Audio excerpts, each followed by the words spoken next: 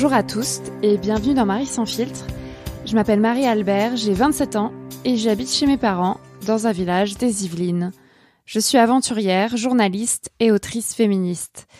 Je me définis toujours comme une femme cisgenre, célibataire, pansexuelle, française, blanche, jeune, mince, valide, athée et d'origine bourgeoise.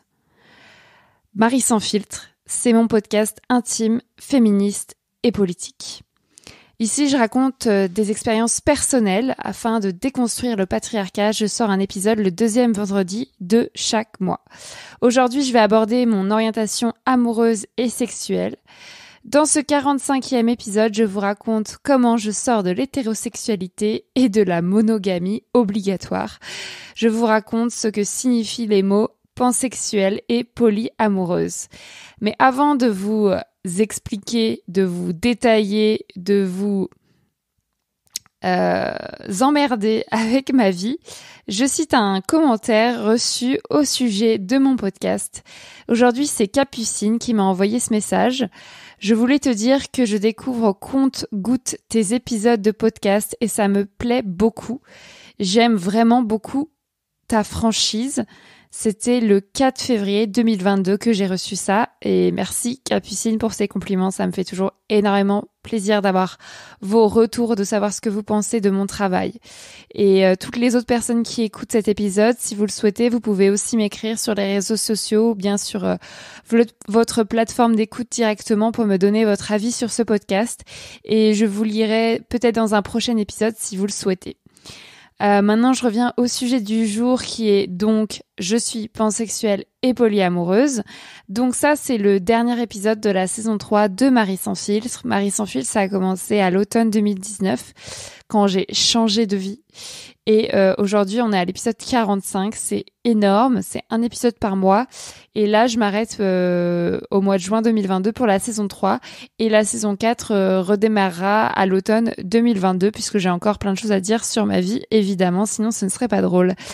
Donc, j'ai choisi ce thème pour clore la saison 3 de Marie sans filtre parce qu'en fait, j'avais fait un sondage sur Instagram il y a quelques mois où je vous demandais quel thème vous vouliez que j'aborde dans mon podcast et j'avais mis 4 propositions. Et les 3 propositions précédentes avaient eu plus de succès que celle-ci. Donc, je suis pansexuelle et polyamoureuse. C'était vraiment la dernière chose que vous vouliez entendre. Mais je pense que c'est quand même intéressant de savoir comment je me suis réapproprié ces termes et pourquoi je me définis comme ça. Donc, c'est pour ça que je tiens à cet épisode et que je pense que les gens vont quand même l'écouter. Mais juste pour vous rappeler, les 3 propositions qui vous avaient davantage intéressé, c'était « Je ne veux pas d'enfant »,« J'abandonne le soutien-gorge et l'épilation » et « Je réponds au harcèlement de rue ». Donc ces 3 thèmes pour lesquels vous aviez voté sur Instagram, je les ai justement traités dans les 3 derniers épisodes de Marie sans filtre. Donc je vous renvoie vers ces épisodes si les sujets vous intéressent. Concernant la pansexualité et le polyamour, j'aimerais faire un bref retour sur ma vie. J'ai 27 ans, c'est pas long, mais j'ai quand même vécu des trucs. Donc, pour rappel, dans mon enfance, j'ai grandi dans un village des Yvelines, donc chez mes parents hétérosexuels, donc un père, un homme cisgenre et une femme cisgenre, mes parents, quoi. Et j'ai grandi avec cette image de l'hétérosexualité obligatoire puisque tout autour de moi tous les gens autour de moi étaient des personnes hétéros, toutes les personnes visibles dans la culture, dans l'espace médiatique, dans la société étaient des personnes cisgenres et hétérosexuelles. Donc moi j'ai beaucoup lu dans mon enfance, des romans, j'ai vu des films, j'allais au cinéma, au théâtre, j'ai écouté de la musique et en fait j'avais que ce modèle-là d'hétérosexualité obligatoire, de personnes cisgenres et je savais que ça existait, les personnes homosexuelles par exemple, mais j'avais jamais entendu le mot pansexuel. Je pense pas quand j'étais enfant que je savais ce que c'était bisexuel non plus, et encore moins les notions de cisgenre et enfin les personnes cisgenres et les personnes transgenres. J'avais aucune idée de ce que c'était, et même je ne savais pas que ça existait ces mots. Donc voilà, c'était juste pour dire que dans ma famille, avec mes parents et même à l'école avec mes amis, on était dans ce modèle hétérosexuel et dans nos jeux, on reproduisait ce modèle hétérosexuel, à savoir un papa et une maman, et on savait comment on faisait des enfants et on essayait de mimer des actes sexuels ou enfin voilà, j'ai fait ça dans mon enfance en jouant et jamais j'ai pensé que ça pouvait être autrement. Même une fois j'ai fait ça avec une meuf et on jouait quand même à faire le mec et la meuf alors qu'on se frottait ensemble et qu'on était deux meufs. Enfin voilà. Maintenant, j'aimerais arriver à l'adolescence, donc à l'adolescence où j'ai vécu mes premières histoires d'amour. Donc déjà, j'ai vécu énormément d'histoires d'amour toute seule puisque j'avais des crushs différents j'avais des crushs sur un mec différent pour chaque année du collège. Donc c'était que des mecs, 6. Et donc en 6e, c'était un tel, en 5e, un autre, 4e, un autre, en 3e, un autre. Et je ne leur disais rien, juste je les matais en cours et j'avais des sentiments pour eux. Et quand j'ai eu 15 ans, je suis sortie avec un mec, pour de vrai, que j'avais rencontré sur Skyblog. Un mec qui collectionnait les meufs. Chez lui, il avait une feuille canson A3 au mur sur laquelle il avait écrit tous les noms des meufs avec qui il avait... toutes les meufs qu'il avait pécho, chaque prénom avait une couleur différente. Et moi, je suis allée chez lui, je me suis frottée à lui sur son lit alors qu'il y avait le nom de ses meufs juste à côté et il sortait plus ou moins avec toutes les meufs en même temps. Enfin, c'était un enfer. Et 2 jours après qu'on s'est enfin embrassé, il m'a larguée comme une merde. Ensuite, j'ai enchaîné les relations hétérosexuelles de mes 17 ans à mes 24 ans. Donc d'abord, je suis sortie 3 ans avec un premier mec. Ensuite, je suis sortie 2 ans avec un autre, mais il était violent. Je vous renvoie vers l'épisode qui s'appelle « Je sors 2 ans avec un homme violent ». Et le troisième, je suis sortie 1 an avec lui. Donc pour moi, c'est mes 3 grandes relations et je parle souvent de mes 3 ex. Donc 3 ans, 2 ans, 1 an. Et donc c'était des histoires de plus en plus courtes et je m'ennuyais avec eux. Et voilà, je l'ai quitté assez brutalement à la fin de chaque relation, mais je reviendrai sur le sujet de la rupture dans un prochain épisode de Sologamie de Marie sans filtre, car je pense que c'est intéressant. Ensuite, j'ai multiplié, quand à 24 ans, je me suis retrouvée célibataire en 2018, j'ai multiplié les aventures avec d'autres hommes cisgenres hétérosexuels, des aventures sans lendemain avec des hommes qui me maltraitaient émotionnellement, qui me donnaient des miettes de pain. Et donc, à cette époque-là, je souffre beaucoup car je suis dépendante affective de ces mecs et je dois rompre tout contact avec eux pour enfin les oublier. C'est-à-dire qu'au moment où j'ai décidé qu'ils me traitent trop mal et que je souffre trop et que ça va nulle part, mais ça peut mettre plusieurs mois pour que je m'en rende compte, là, je sais rompre. Et donc, je reviendrai à ce sujet de la rupture pour lequel je suis très douée dans un prochain épisode. Donc, j'enchaîne les histoires, mais je ne parviens pas à me remettre en couple et je redécouvre le célibat.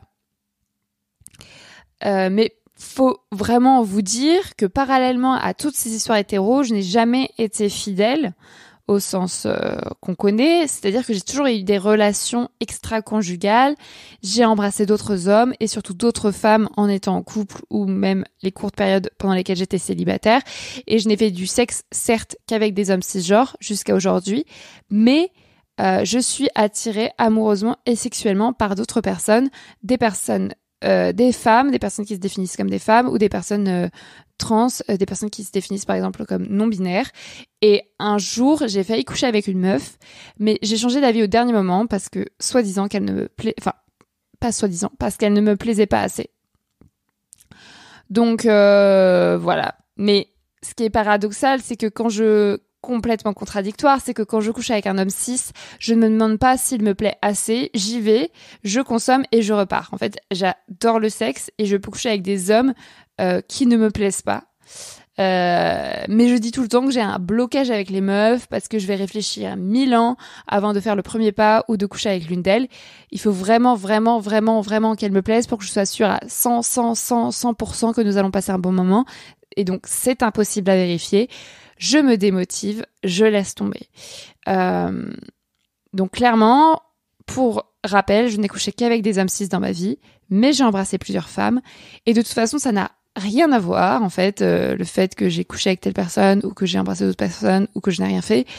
Je me définis moi-même comme pansexuelle parce que ma définition, c'est d'être attirée par des personnes de tout genre et je peux juste être attirée sans rien faire.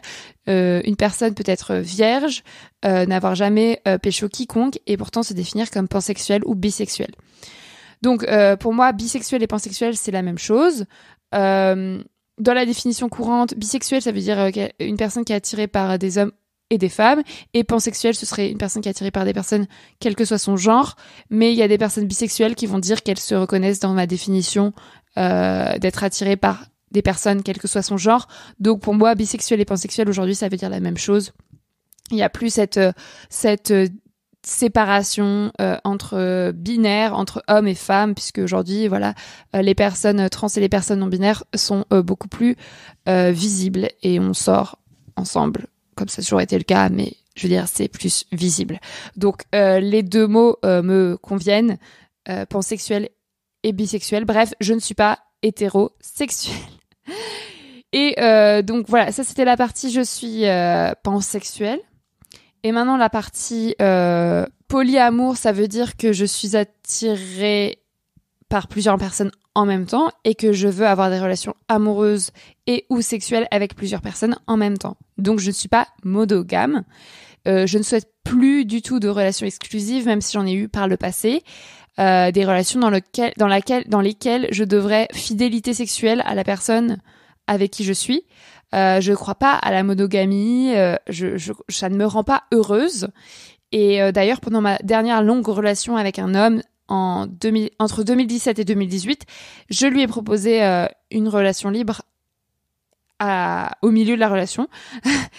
Et il a accepté. Bon, le problème, c'est que je lui ai proposé cette relation libre après avoir couché avec une autre personne, donc c'était pas honnête. Mais les 8 derniers mois de notre relation, ou les 6 derniers mois de notre relation, elle s'est faite vraiment sur le mode on couche avec qui on veut, mais on ne se raconte rien. Enfin, on était sur la même longueur d'onde. Mais voilà, je voulais vraiment pas savoir avec qui il couchait. Je voulais pas avoir de détails et lui non plus. Parce qu'en fait, je sais que je serais jalouse. Alors après, vous allez me dire, à long terme, ces principes sont très beaux mais très fragiles parce que imaginons que je sors avec quelqu'un et que cette personne tombe amoureuse de quelqu'un d'autre, ce qui est le principe du polyamour, et ben en fait, il faudra bien qu'elle me dise à un moment. Enfin, je m'en rendrai bien compte à un moment qu'elle a une relation avec quelqu'un d'autre, ou alors elle me le dira. Enfin, je veux dire, ça peut avoir aussi des implications dans notre vie à deux. Donc, est-ce que je serais jalouse à ce moment-là? Est-ce que je souffrirais? Sans doute.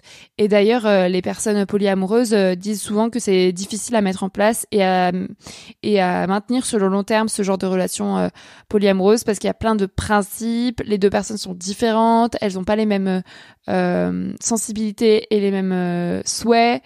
Mais bon, bref, moi j'aimerais juste essayer. D'ailleurs, j'ai déjà essayé. Du coup, ça s'est super bien passé. D'ailleurs, à partir du moment où j'ai mis en place cette relation libre avec mon mec, ben je l'ai pas du tout trompé. Les 8 mois restants, c'est un peu ce truc classique de quand on sait que c'est interdit, c'est là qu'on va franchir la ligne parce que c'est soi-disant plus attirant. Et puis une fois que c'est permis, ben en fait, moi j'étais bien avec mon mec et bah, enfin, ça n'a rien à voir parce que je peux être bien avec mon mec et quand même aller voir ailleurs, mais il se trouve que je n'ai pas utilisé cette relation libre, quoi. Enfin, voilà. Donc je sais pas ce que ça donnerait à l'avenir sur le long terme si j'avais une relation polyamoureuse avec un mec ou une meuf ou une personne non binaire, mais je sais, en tout cas, je suis sûre que l'autre modèle hétéro et exclusif ne me convient pas de toute façon. Alors, je n'ai jamais fait de coming out pansexuel ou polyamoureux. C'est peut-être aujourd'hui que je le fais en fait dans ce podcast. Mes parents ne me croient pas, par exemple, quand je leur dis que je suis pansexuelle ou bisexuelle, parce que pansexuel, ils savent même pas ce que ça veut dire. Parce que pour eux, comme je n'ai relationné qu'avec des hommes cisgenres jusqu'à maintenant, c'est pas possible que je sois bisexuelle. Et en fait, ça, c'est un argument panphobe, biphobe, puisque ça n'a rien à voir, le fait que j'ai couché avec que des hommes. Je peux quand même me définir comme pansexuelle ou bisexuelle. Et puis mes amies, elles s'en foutent, ou elles le savent déjà depuis des siècles, donc j'ai pas ressenti le besoin de faire un coming out. Et je me sens pas discriminée. Mais en même temps, j'ai jamais tenu la main d'une meuf ou d'une personne non binaire dans la rue. J'ai jamais fondé de famille queer et je passe pour hétéro dans l'espace public parce que maintenant mes cheveux ont repoussé. Et puis j'ai toujours porté des vêtements quand même féminins, des mini-jupes par exemple, et sauté sur le moindre mec mignon qui passait. Donc voilà, j'ai un passing hétéro comme on dit.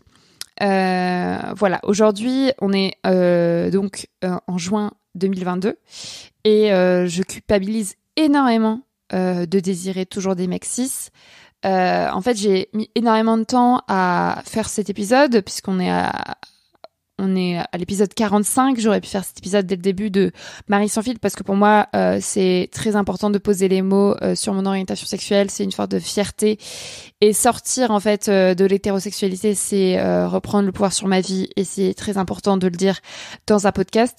Mais j'ai longtemps hésité à faire ce podcast parce que je me sentais pas légitime à dire que j'étais pansexuelle du fait que j'avais jamais couché avec quelqu'un d'autre qu'un mec cis et en plus je culpabilisais vraiment de désirer toujours les mecs cis justement et de pas me définir à 100% comme lesbienne par exemple. Donc si vous avez suivi ou pas l'été dernier, donc à l'été 2021, j'ai eu une relation fiasco avec Yanis Bayouri, le harceleur.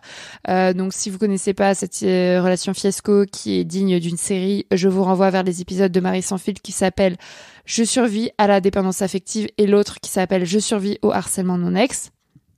Et donc, après cette relation fiasco, je me suis promis de ne plus jamais relationner avec un homme cis de ma vie. Mais vous devez savoir que je me fais cette promesse une fois par an environ, à chaque fois que je viens d'avoir une relation fiasco avec un mec cis. Et je ne tiens cette promesse que quelques mois à chaque fois avant de céder, entre guillemets, l'été suivant face au charme, entre guillemets, d'un mec cis quelconque.